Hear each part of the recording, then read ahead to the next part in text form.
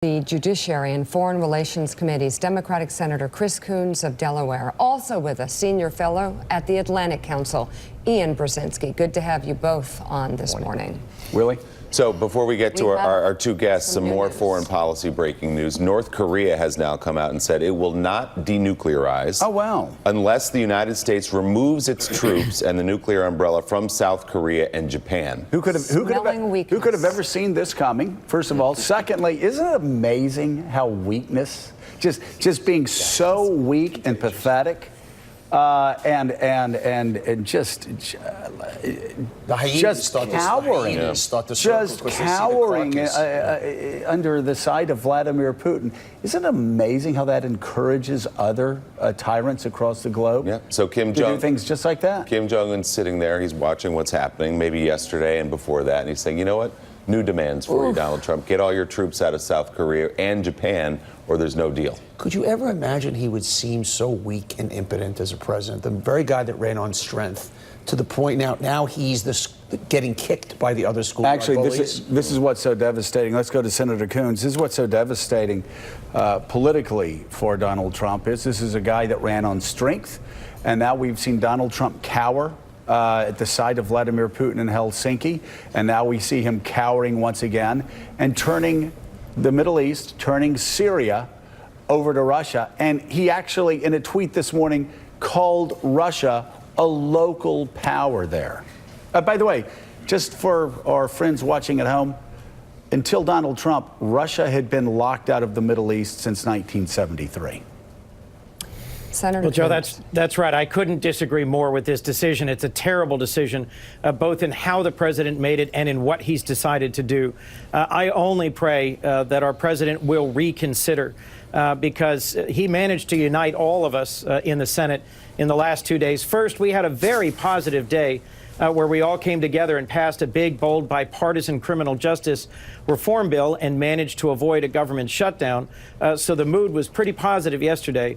And then, just like a shot of electricity, the message that the president, in a tweet, announced he was going to withdraw from Syria and hand a great big Christmas gift to the Ayatollah Khamenei, to Vladimir Putin, and to Bashar al-Assad of Syria, I think unified our Senate in concern, even outrage. You've played earlier in this segment the statements from a wide range of senators.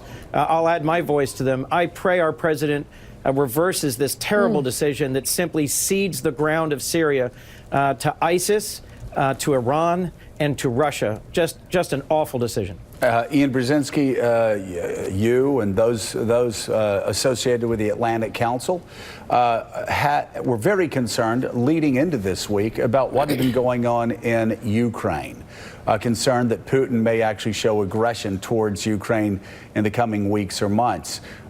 We've seen how Donald Trump's weakness has encouraged a tyrannical leader in North Korea to issue a new statement, new demands. How will this weakness impact Vladimir Putin, who's already praising it? Does it give him a green light to go into Ukraine? Well, Joe, Putin feeds on weakness and disarray. And, you know, he's a prudent guy. He's a rational actor. He plans, he prepares his forces, and he waits for the opportunity. And if you look at the situation around Ukraine today, you see the following. You see a sustained buildup of Russian forces along Ukraine's eastern frontier.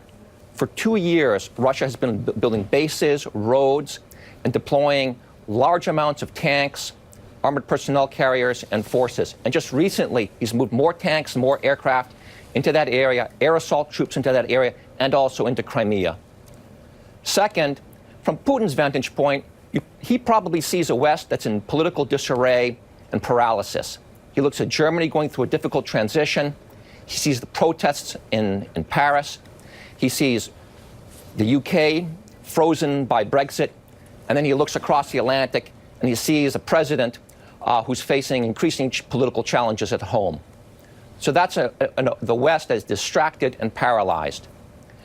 And then you look at the West's response to the Kerch crisis when the Russians seized those 3 Ukrainian ships.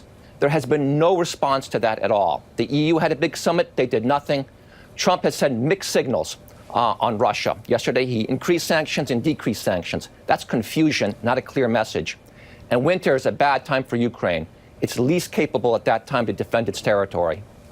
Senator Coons, let me ask you how this decision was made by the President of the United States. We don't really know. The only person we've seen come out in support of it has been Senator Rand Paul, one of your Republican colleagues there in the Senate. But otherwise, it's been almost consensus that this is a bad decision, including from the Secretary of Defense, James Mattis. The general was against this policy. The president's own special envoy to Syria just 8 days ago said it would be reckless to leave Syria. And now here we are, the president announcing. Do you have any sense from talking to people around Washington and on Capitol Hill how the president arrived at this decision? I don't. My strong impression from other senators I spoke with last night was that none of the relevant senior senators had been consulted or informed before this decision was announced. I think it was announced on Twitter. Yes. It's possible, because I haven't spoken to every senator, that there were some that he consulted with. But the idea that it is Senator Rand Paul and Senator Mike Lee who are cheering this, and frankly more than 90 other senators who I expect will denounce it, question its wisdom, question the process, and say this was a grave mistake, tells you something about the ways in which President Trump, who ran as an unconventional candidate, our only president with no military or elected experience before getting into office, has made a decision here that is almost uniformly condemned in the Senate of the United States. That is not a good move, and it shows a lack of consultation. I'm really, frankly, more concerned if he made this decision in direct opposition to advice from the senior levels of our armed forces and our intelligence community, who I strongly suspect advised him urgently against making this brazen and ill-considered move. David Ignatius? So I want to ask a question of Ian Brzezinski. Ian, listening to your careful diction and precise language, I can't help but think of your dad. Exactly what I was thinking.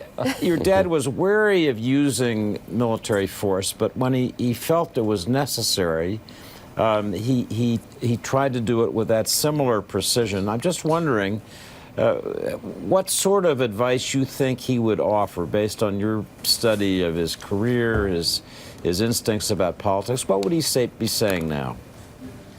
You know, I look back to the Carter administration when they deterred a Soviet invasion of Poland in 1980. And that's an interesting analogy because Poland was not a member of NATO. It was actually an occupied territory of the Warsaw Pact. And the Russians mobilized divisions of East German forces, I guess you would then say Soviet or Russian forces, and deployed them right on the side of Poland's frontiers. And the administration undertook a very comprehensive strategy to deter that invasion. They warned on solidarity. They leveraged Pope John Paul II's voice to communicate to the Polish people, to warn them. They clearly articulated readiness to impose very serious economic sanctions on the Russians. And I have to assume, in light of those Soviet mobilizations, NATO forces were probably put on a higher level of alert. And that significantly contributed, if not drove, the Soviet decision not to invade Poland at that time. So it's possible to deter aggression against a non-allied state like Ukraine today. I think that's how my father would have approached it. So, Senator Coons, what's next? What does the United States Senate do today with at least 90% of the Senate opposed to the ceding of Syria completely to the Iranians, to the Russians, and to ISIS? Well, Joe, I think you'll hear today very strong, very unified messages to the president, begging him to reconsider this decision before he heads off to his 2-week golf vacation at Mar-a-Lago.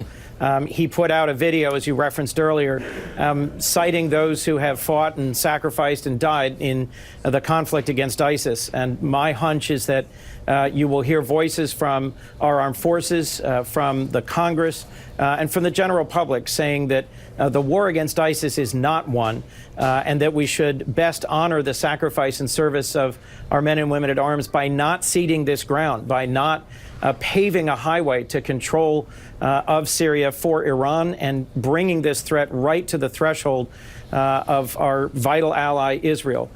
We have the world's most powerful military for a reason, and the fight against ISIS was an important and noble and significant effort where we pulled in dozens of other countries.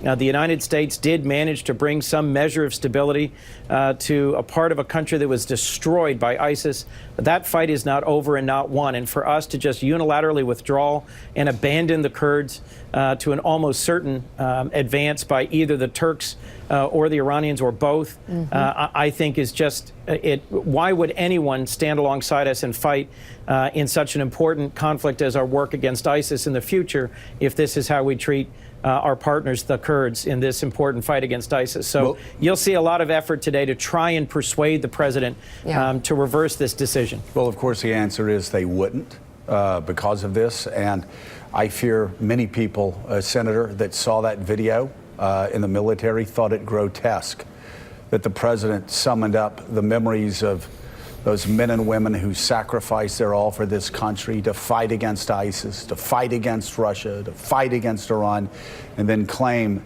that turning that country over to Vladimir Putin and ISIS and Assad is the last thing their loved ones would want. Senator Coons, thank you very much. And Ian, thank you as well. Thank you all. Good to have you both on this morning. And coming